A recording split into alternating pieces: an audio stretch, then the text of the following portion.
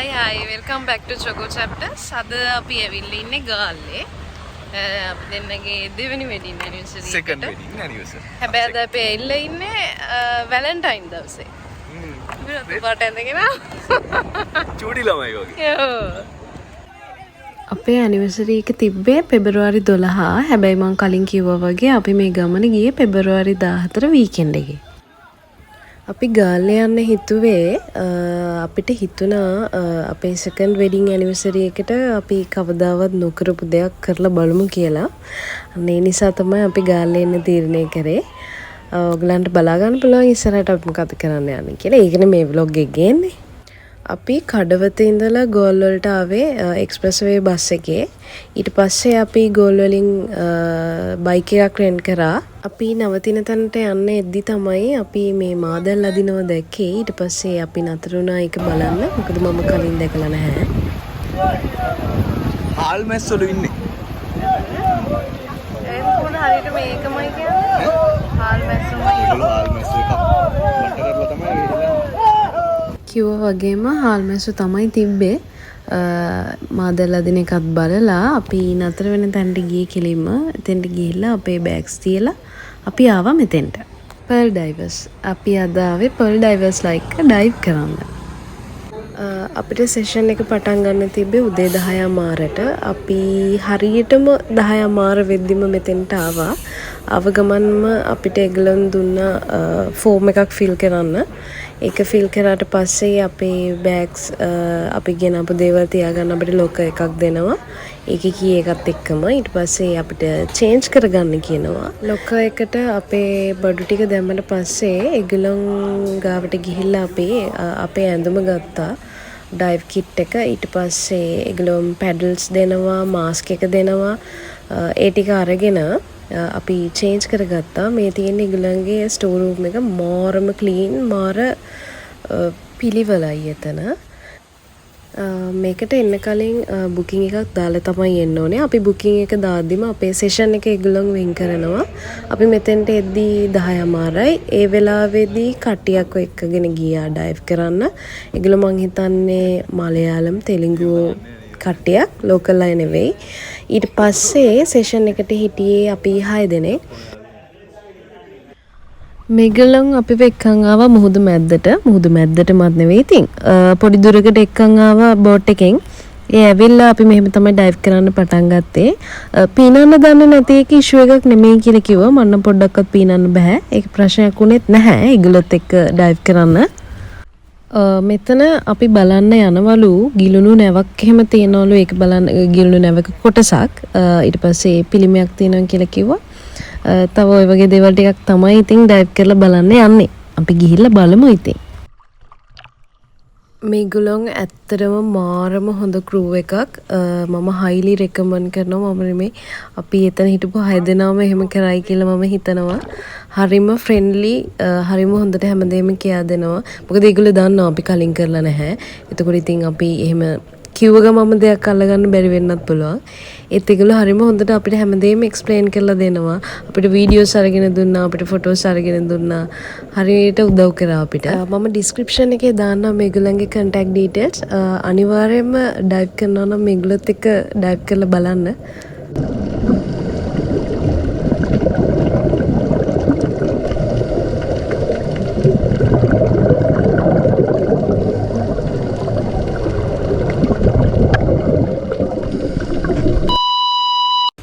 අපි ඩයිව් කරලා ඉවර වෙද්දි දවල් 1:00 වගේ වුණා. ඊට පස්සේ ඒගොල්ලෝ අපිට දුන්න රස ටී එකක්.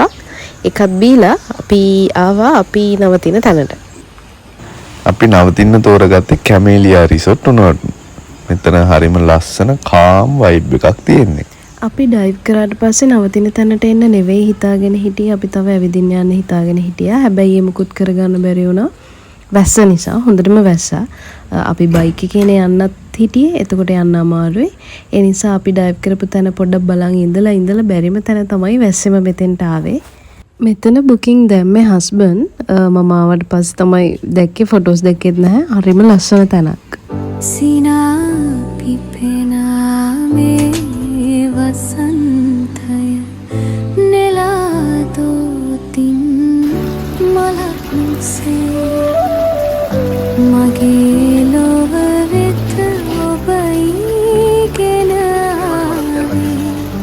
සිනාසේ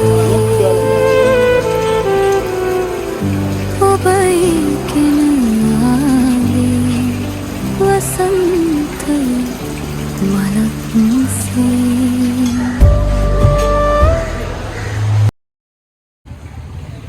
හවස් වරුවම කොහොමත් එක දිගටම වැස්සා අපිට කොහෙවත් යන්න උනේ නෑ අර කලින් කිව්වා වගේ. හැබැයි අපි රෑවෙද්දි ගෝල්ෆෝට් ආවා. එතකොට නම් වැස්සේ නැහැ පොඩ්ඩක්වත්. ඒක හොඳයි. අපිට එන්න පුළුවන් වුණා.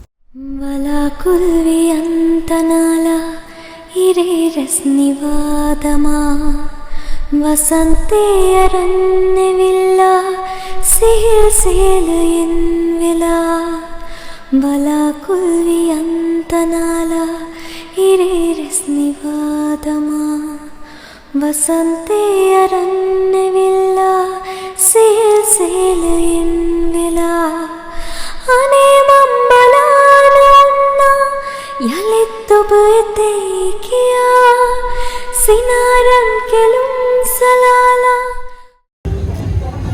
අපි දැන් ඉන්නේ ගෝල්ෆෝට් එකේ.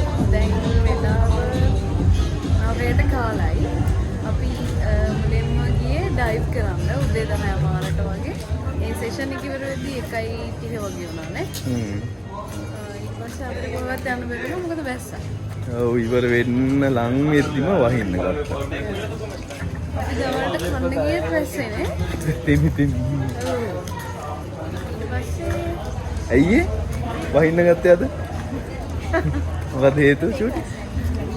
තනිකරයන්ගේ සාපේ වැටිලා. මොකද අද වැලන්ටයින් නේ. ඔයාගේ යාළුවෝ ඉන්නවනේ. ඔව්. මගේ යාළුවොත් ඉන්නවා. දැන් ලබනාම මේ සාපේ වලදී ඒගොල්ලන් හිනාවු සාපේ. අපිට අද අපි එද කැස්පර් බර්ගර් එකේ බැරි වුණානේ. අද කරන්න හිටිය වැඩ වලින් කරේ ඩයිව් කරපු එකයි ගෝල් ෆෝට් ආපු එක විතරයි. එන කිසිම දෙයක් කරන්න බැරි වුණා. හෙට බලන්නේ. චේතනා මෝදුවන ලෝචනා ස්වප්න මත මානෙරිරු මෝරනා යවනා ප්‍රේමයට කාරණා රාගමන රහසේම පාවී ගියා. හයි අපි දැන් ඇවිල්ලා තියෙන්නේ සර්ෆ් කරන්න. අපි බලමු අපි කොහොමද කරන්නේ කියලා. කලින් කරලා නැහැ. පළවෙනි පාර. බලමු කොහොම වෙයිද කියලා.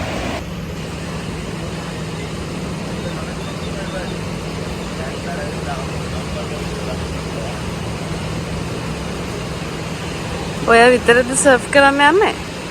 ඔයාලා දන්නේ නේද? අම්මේ මාත් කරනවා. ඔයා කරන විදිහ බලලා ඕකේ? යා.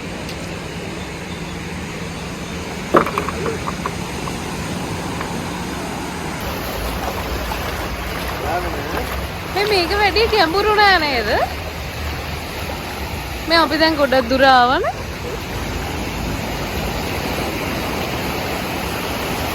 මම ආවට කමක් නෑනේ.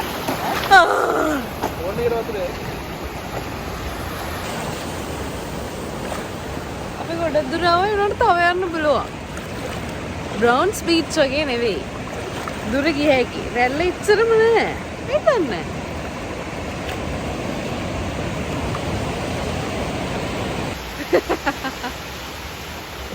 කැස්බෑවික් වගේ. එයා විතරයි මේකක් ගත්තේ සර්ෆ් බෝඩ් එකක්. මම ගත්තේ නැහැ මට පුළුවන් වෙයි දන්නේ නැති නිසා. එයා මට හිතුවා මට තාසයි. බලමු. කිව්වා වගේම මමත් සර්ෆ් බෝඩ් එකක් ගත්තා. හැබැයි සර්ෆ් කරන්නම බැහැ ඉතින්. සර්ෆ් බෝඩ් එක බදාගෙන පාවෙවි හිටියා. ඒකත් ෂෝක්.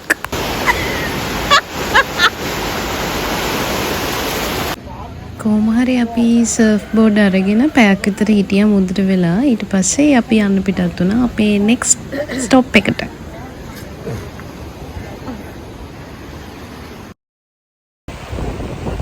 අපි දැන් ඇවිල්ලා ඉන්නේ කැස්පර් බර්ගර්. Beach. Turtle beach.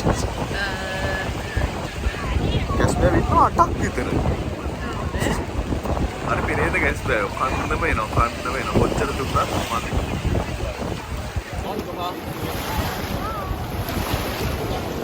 අපි අර චූටි කාලේ 6 7 වගේ ස්කූල් ට්‍රිප් එකක් යනවානේ ගාල්ලේ කැස් බෑව් බලන්න. අන්නේ ගියන් පස්සේ මම මේ කැස් බෑව් දැක්කම අනිත් එක මෙච්චර ලොකු කැස් බෑව් මෙච්චර ළඟට දැක්කම අත ගන්නත් පුළුවන් අපිට අල්ලන්න පුළුවන්.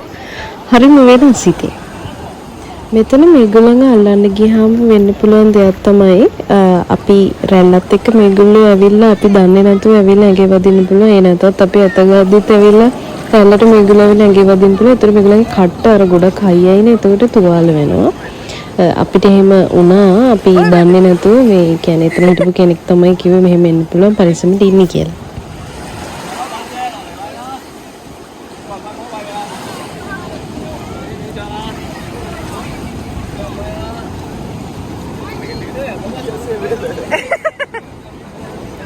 ඔය මදි කකුලේ.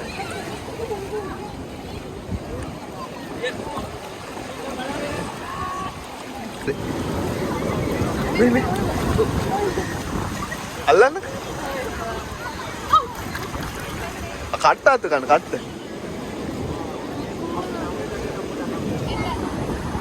හරි අතරි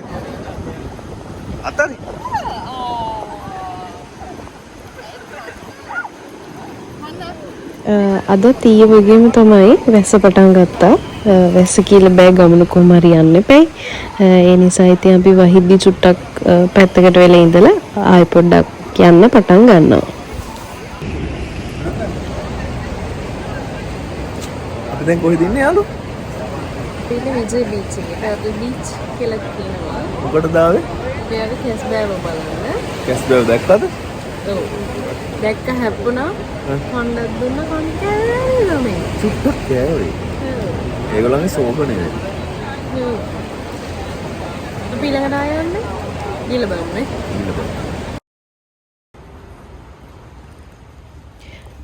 අපේ අන්තිම නැවතුම අපි අන්තිමට ආවේ ටර්ටල් හැචරි සෙන්ටර් මහමොදර. මෙතන ඉන්න ලොකු කැස් බෑවන්ව මේගොල්ලෝ හැච් කරපු අය නෙවෙයි.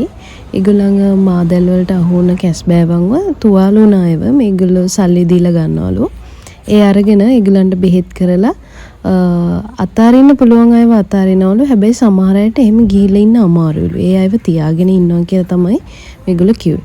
මෙන්න මෙයාට මේ කැන්සර් එකක් තියෙන්නේ. ඒ නිසා එයාට බෙහෙත් කරනවා. එයාව අතාරින්නේ නැහැ. ඒගොල්ලෝ තියාගෙන ඉන්නවා. ඒගොල්ලෝ එතකොට මේ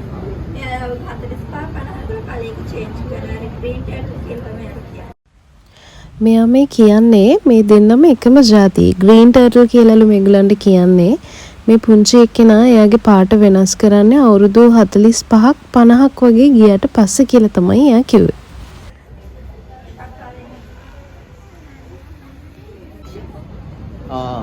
අහුවෙලා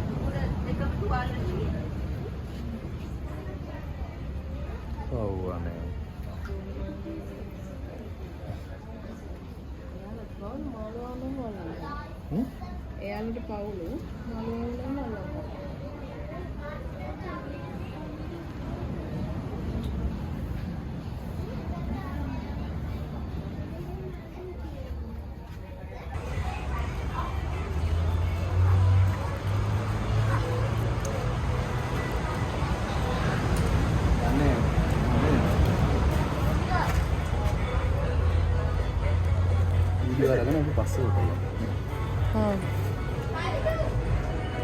චූටියට කපනවා.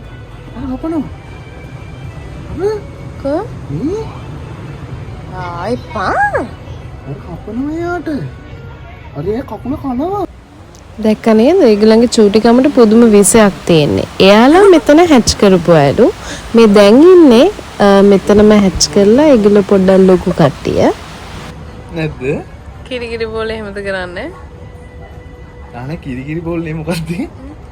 අර මැද්ද එක්කෙනෙක් ඉඳලා වටේ කට්ටිය ඉඳගෙන දුවන්නේ නේ. එළුවන් කන්නයි මම. එළුවන් කන්නයි මම ආවේ කරේ. මෙන්න මෙතන තමයි ඒගොල්ලොන්ගේ බිත්තර හැච් කරන්නේ. මේ මෙතන ඉන්නවා එක්කෙනෙක්. අද ඉපදුනේ එක්කෙනෙක්. අද වැලි වලින් ඇවිල්ලා තියෙන. අර පේනවද? අර චූටි. එයා දුවනවා මම හිතන්නේ අම්මා හොයනවා ඇති. ඉතින් අම්මා නැහැනේ.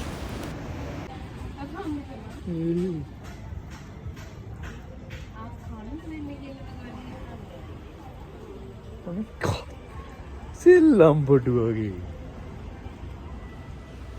අර කලින් හැච් කරපු තැන හිටිය කෙනාගේ සහෝදර සහෝදරියෝ ටික තමයි මේ ඉන්නේ. ඒගොල්ලෝ එකම බැජ් එක.